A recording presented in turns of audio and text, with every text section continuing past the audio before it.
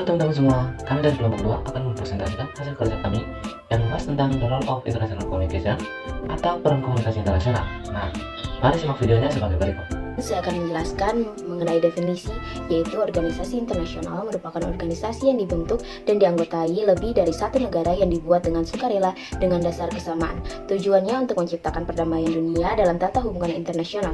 Organisasi internasional umumnya memiliki negara sebagai anggota, namun seringkali entitas lain juga dapat mengajukan keanggotaan. Keduanya membutuhkan hukum internasional dan diatur olehnya. Organisasi internasional lahir dari kebutuhan akan kerjasama seiring dengan perkembangan sosial.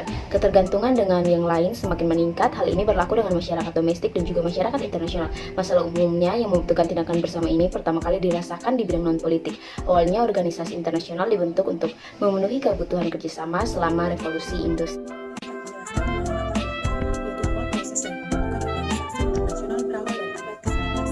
Inovasi yang terkait dengan kebangkitan industrialisasi, komunikasi, dan teknologi transportasi mendorong pembentukan badan-badan penelitian khusus yang menjadi disebut Serikat Internasional. Pada periode ini, pembangunan lembaga internasional memiliki tujuan ganda, yaitu mempromosikan tanggapan dan koordinasi oleh negara-negara terhadap masalah hubungan perdamaian di era saling ketergantungan ekonomi, sosial, dan teknis. Selain itu, lembaga pengakuan kebutuhan untuk mengatasi konflik di bidang politik dan militer menjadi sangat kooperatif pada periode ini. Baik, selanjutnya saya akan membahas jenis organisasi internasional. Yang pertama adalah International Governmental Organizations, organisasi antar pemerintah yang terbentuk karena banyak pemerintah yang membuat organisasi internasional. Salah satu organisasi antar pemerintah yang paling dikenal dan paling besar adalah United Nations atau Perserikatan Bangsa-Bangsa. Tujuan utama dari PBB adalah menjaga perdamaian dunia.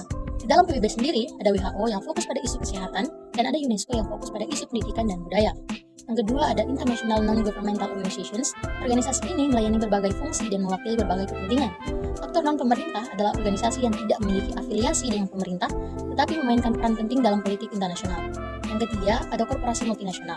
Beberapa grup internasional ada yang mencari keuntungan. Contohnya adalah perusahaan Toyota, membuat mobil terbesar di dunia. Toyota sendiri adalah perusahaan multinasional.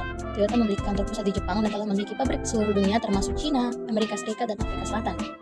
Yang berikut ada organisasi non-profit. Organisasi non-profit berarti organisasi ini tidak mencari keuntungan materi. Lembaga non-profit biasanya memiliki fokus atau minat yang sama seperti lingkungan, bantuan kemanusiaan, bahkan hiburan. Salah satu contoh organisasi non-profit adalah National Geographic Society. Selanjutnya, peran organisasi internasional.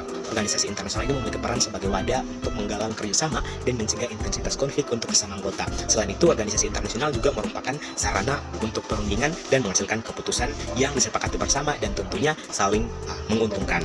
Nah, organisasi internasional memiliki peran juga dalam masalah politik, ekonomi, dan juga sosial. Contoh kasus yang kami ambil, UNICEF merupakan salah satu organisasi internasional yang diberikan mandat oleh komunitas internasional untuk memberi perlindungan terhadap hak-hak asasi anak, masuk hak kelangsungan hidup, hak keamanan, hak mandiri, dan hak berpartisipasi dalam menyatakan pendapat. Jadi kita lihat, UNICEF bekerja sama dengan negara-negara di dunia, juga organisasi internasional lainnya, untuk membantu membangun sistem perlindungan anak yang komprehensif secara nasional, untuk mencegah dan menanggulangi kekerasan, pelecehan, dan penelantaran dan eksploitasi.